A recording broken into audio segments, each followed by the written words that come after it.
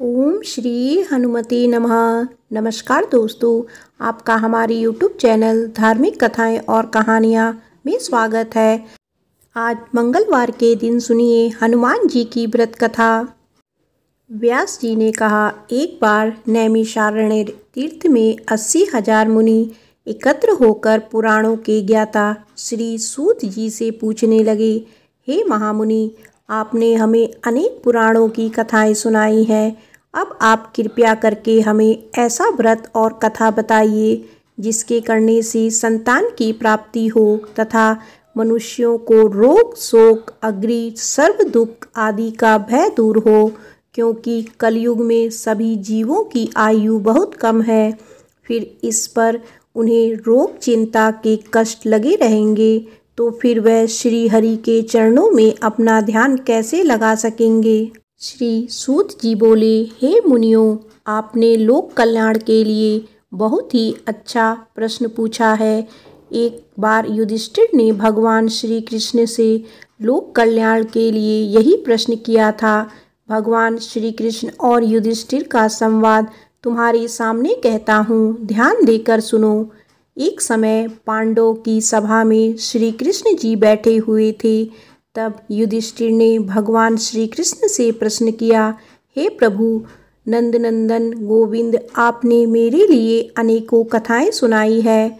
आज आप कृपया करके ऐसा व्रत या कथा सुनाइए जिसके करने से मनुष्यों को रोग चिंता का भय समाप्त हो और उसको पुत्र की प्राप्ति हो। हे प्रभु, बिना पुत्र के जीवन व्यर्थ है।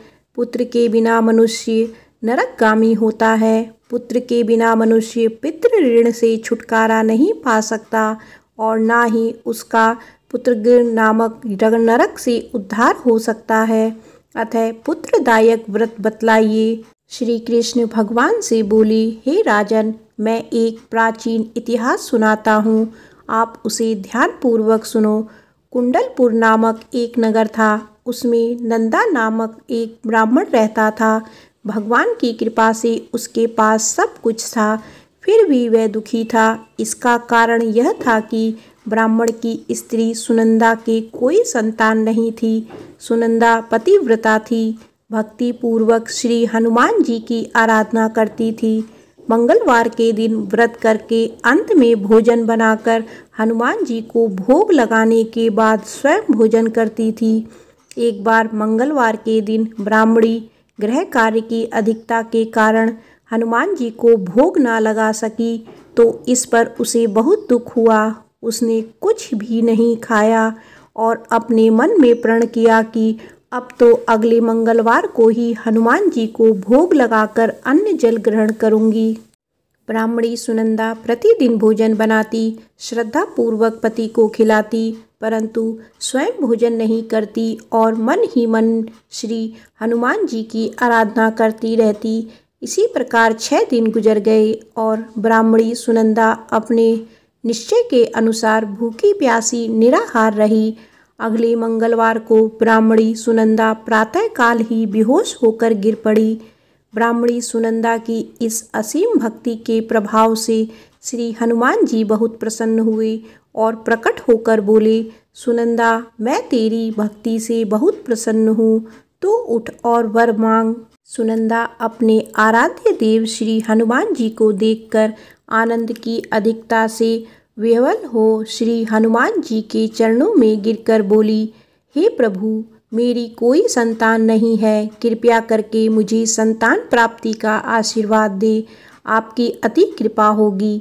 श्री महावीर जी बोले, तेरी इच्छा पूर्ण होगी, तेरी एक कन्या पैदा होगी, उसके अष्टांग प्रतिदिन सोना दिया करेंगे। इस प्रकार कहकर श्री महावीर जी अंतर्ध्यान हो गए। ब्राह्मणी सुनंदा बहुत हर्षित हुई और सभी समाचार अपने पति से कहा। ब्राह्मण देव कन्या का वरदान सुनकर कुछ दुखी हुए, परंतु सोना मिलने की बात सुनी तो बहुत प्रसन्न हुए। विचार किया कि ऐसी कन्या के साथ मेरी निर्धनता भी समाप्त हो जाएगी। श्री हनुमान जी की कृपा से वह ब्राह्मणी गर्भवती हुई और 10वें महीने में उसे बहुत ही सुंदर पुत्री प्राप्त हुई। यह बच्ची अपने पिता के घर में ठीक उसी तरह बढ़ने लगी जिस प्रकार शुक्ल पक्ष का चंद्रमा बढ़ता है। 10वें दिन ब्राह्मण ने उस बालिका का नामकरण संस्कार कराया। उसके कुल पुरोहित ने उस बालिका का नाम रत्नावली रखा, क्योंकि यह कन्या सोना प्रदान किया करती थी। इस कन्या ने पूर्व जन्म में बड़े विधि विधान से मंगलदेव का व्रत किया था। रत्नावली का अष्टांग बहुत सा सोना देता था। उस सोने से नंदा ब्राह्मण बहुत ही धनवान हो गया। अब ब्राह्मणी भी बहुत अभिमान करने लगी। समय बीतता रहा। अब रत्नावली 10 वर्ष की हो चुकी थी। एक दिन जब नंदा ब्राह्मण प्रसन्नचित्त था, तब सुनंदा ने अपने पति से कहा, मेरी पुत्री रत्नावली विवाह के योग्य हो गई है, अतः आप कोई सुंदर तथा योग्य वर देखकर इसका विवाह कर दें। यह सुन ब्राह्मण बोला, अभी तो रत्नावली बहुत छोटी है। तब ब्राह्मणी बोली, शास्त्रों की आज्ञा है कि कन्या 8वें वर्ष में गौरी, 9 वर्ष में राहिणी, 10वें वर्ष में कन्या, इसके पश्चात रजस्वला हो जाती है। गौरी के दान से पाताल लोक की प्राप्ति होती है, राहिणी के दान से वैकुंठ लोक की प्राप्ति होती है, कन्या के दान से इंद्र लोक में सुखों की प्राप्ति होती है। अगर हे पतिदेव रजस्वला का दान किया जाता है तो घोर नरक की प्राप्ति होती है। इस पर ब्राह्मण बोला, अभी तो रत्नावली मात्र 10 ही वर्ष की है और मैंने तो 16-16 साल की कन्याओं के विवाह कराए हैं, अभी जल्दी क्या है। तब ब्राह्मणी सुनंदा बोली, आपको तो लोभ अधिक हो गया है लगता है। शास्त्रों में कहा गया है कि माता पिता और बड़ा भाई रजस्वला कन्या को देखते हैं तो वो अवश्य ही नरकगामी होते हैं। तब ब्राह्मण बोला, अच्छी बात है, कल मैं स्वयं ही योग्य वर की तलाश में अपना दूत भेजूंगा। दूसरे दिन ब्राह्मण ने अपने दूत को बुलाया और आज्ञा दी कि जैसी सुंदर मेरी कन्या है वैसा ही सुंदर वर उसके लिए तलाश करो। दूत अपने स्वामी की आज्ञा पाकर निकल पड़ा। पंपई नगर में उसने एक सुंदर लड़के को देखा। यह बालक एक ब्राह्मण परिवार का बहुत गुणवान पुत्र था। इसका नाम सोमेश्वर था। दूत ने इस सुंदर व गुणवान ब्राह्मण पुत्र के बारे में अपने स्वामी को पूर्ण विवरण दिया। ब्राह्मण नंदा को भी सोमेश्वर अच्छा लगा और फिर शुभ मुहूर्त में विधि पूर्वक कन्यादान करके ब्राह्मण ब्राह्मणी संतुष्ट हुए। परंतु ब्राह्मण के मन में तो लोभ समाया हुआ था। उसने कन्यादान तो कर दिया था, पर वह बहुत खिन्न भी था। उसने विचार किया कि रत्नावली तो अब चली जाएगी और मुझे इससे जो सोना मिलता था वह अब नहीं मिलेगा। मेरे पास जो धन था कुछ तो इसके विवाह में खर्च हो गया और शेष बच गया है, वह भी कुछ दिनों पश्चात समाप्त हो जाएगा। मैंने तो इसका विवाह करके बहुत बड़ी भूल कर दी है। अब कोई ऐसा उपाय हो कि रत्नावली मेरे घर में ही बनी रहे, अपने ससुराल ना जाए। लोभ रूपी राक्षस ब्राह्मण के मस्तिष्क पर छाया जा रहा था। रात भर अपनी शैया पर बेचैनी से करवटें बदलते बदलते उसने एक बहुत ही क्रूर निर्णय लिया। उसने विचार किया कि जब रत्नावली को लेकर उसका पति सोमेश्वर अपने घर के लिए जाएगा तो वह मार्ग में छिपकर सोमेश्वर का वध कर देगा और अपनी लड़की को अपने घर ले आएगा, जिससे नियमित रूप से उसे सोना भी मिलता रहेगा और समाज का कोई मनुष्य उसे दोष भी नहीं देगा। प्रातःकाल हुआ तो नंदा और सुनंदा ने अपनी जमाई तथा लड़की को बहुत सा धन देकर विदा किया। सोमेश्वर अपनी पत्नी रत्नावली को लेकर ससुराल से अपने घर की तरफ चल दिया। ब्राह्मण नंदा वहाँ लोभ के वशीभूत हो अपनी मति खो चुका था। पाप पुण्य को उसे विचार ना रहा था। अपने भयानक व क्रूर निर्णय को कार्य रूप देने के लिए उसने अपने दूत को मार्ग में अपनी जमाई का वध करने के लिए भेज दिया था, ताकि रत्नावली से प्राप्त होने वाला सोना उसे हमेशा मिलता रहे और वो कभी निर्धन ना हो। ब्राह्मण के दूत ने अपने स्वामी की आज्ञा का पालन करते हुए उसके जमाई सोमेश्वर का मार्ग में ही वध कर दिया। समाचार प्राप्त कर ब्राह्मण नंदा मार्ग में पहुंचा और रुदन करती अपनी पुत्री रत्नावली से बोला, हे पुत्री, मार्ग में लुटेरों ने तेरे पति का वध कर दिया है। भगवान की इच्छा के आगे किसी का कोई वश नहीं चलता। अब तू घर चल, वहाँ पर ही रहकर शेष जीवन व्यतीत करना। जो भाग्य में लिखा है वही होगा। अपने पति की अकाल मृत्यु से रत्नावली बहुत दुखी हुई। करुणा क्रंदन व रुदन करते हुए अपने पिता से बोली, हे पिताजी, इस संसार में जिस स्त्री का पति नहीं है उसका जीना व्यर्थ है। मैं अपने पति के साथ ही अपने शरीर को जला दूंगी और सती होकर अपने इस जन्म को, माता पिता के नाम को तथा सास ससुर के यश को सार्थक करूंगी। ब्राह्मण नंदा अपनी पुत्री रत्नावली के वचनों को सुनकर बहुत दुखी हुआ। विचार करने लगा, मैंने व्यर्थ ही जमाई वध का पाप अपने सिर ले लिया। रत्नावली तो उसके पीछे अपने प्राण तक देने को तैयार है। मेरा तो दोनों तरफ से मरण हो गया। धन तो अब नहीं मिलेगा। जमाई वध के पाप के फलस्वरूप यम यातना भी भुगतनी पड़ेगी। यह सोचकर वह बहुत दुखी हुआ। सोमेश्वर की चिता बनाई गई। रत्नावली सती होने की इच्छा से अपने पति का सिर अपनी गोदी में रखकर चिता में बैठ गई। जैसे ही सोमेश्वर की चिता को अग्नि जलाई गई, वैसे ही प्रसन्न हो मंगलदेव वहां प्रकट हुए और बोले, हे रत्नावली, मैं तेरे पति भक्ति से बहुत प्रसन्न हूँ, तू वर मांग। रत्नावली ने अपने पति का जीवन दान मांगा। तब मंगलदेव बोले, रत्नावली, तेरा पति अजर अमर है, यह महान विद्वान भी होगा और इसके अतिरिक्त तेरी जो इच्छा हो वर मांग। तब रत्नावली बोली, हे ग्रहों के स्वामी, यदि आप मुझ पर प्रसन्न हैं तो मुझे वरदान दीजिए कि जो मनुष्य मंगलवार के दिन प्रातःकाल लाल पुष्प लाल चंदन से पूजा करके आपका स्मरण करे, उसको रोग व्याधि ना हो, स्वजनों का कभी वियोग ना हो, सर्प अग्नि तथा शत्रुओं का भय ना हो।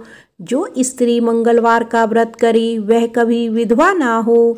मंगलदेव तथा अस्तु कहकर अंतर्ध्यान हो गए।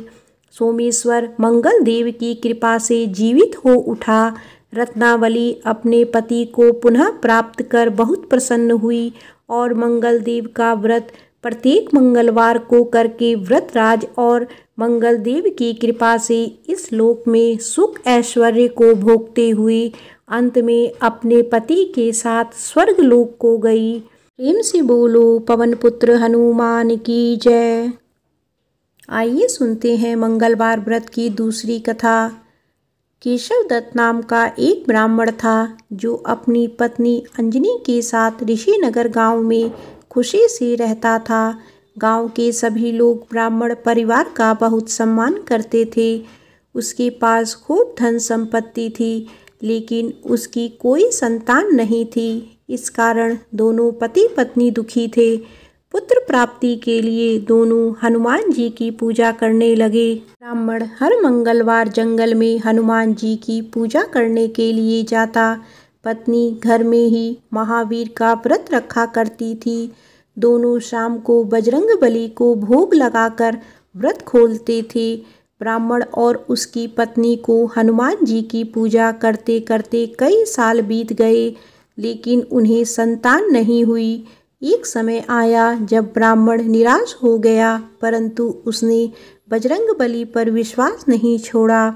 दोनों पति पत्नी विधिवत व्रत रखते रहे। एक मंगलवार अंजलि हनुमान जी को भोग लगाना भूल गई और दिन ढलने के बाद खुद भी बिना भोजन किए सो गई। उस दिन ब्राह्मण की पत्नी ने प्रण लिया कि वो अब अगले मंगलवार को भोग लगाने के बाद ही अन्न का दाना खाएगी। बिना कुछ खाए पिए किसी तरह से 6 दिन निकल गए।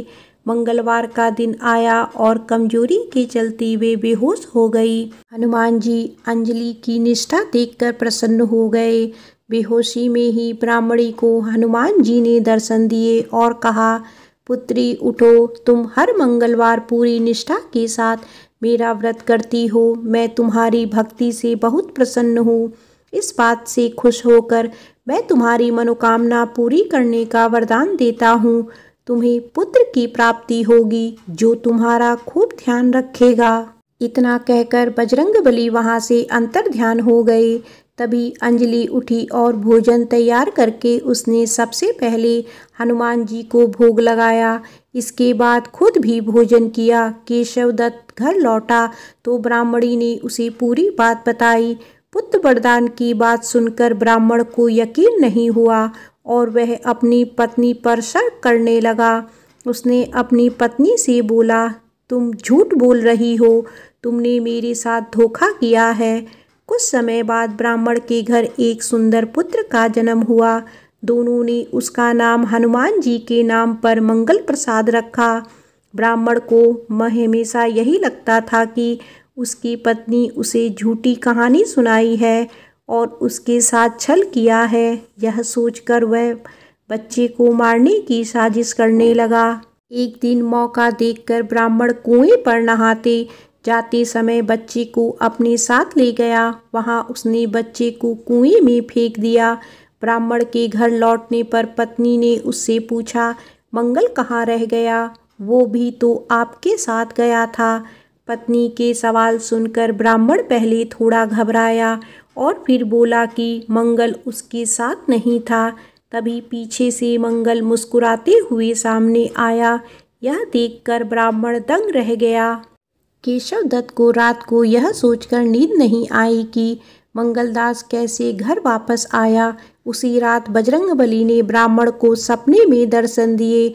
हनुमान जी ने कहा, मेरा प्रिय पुत्र, यह तुम दोनों का ही बेटा है।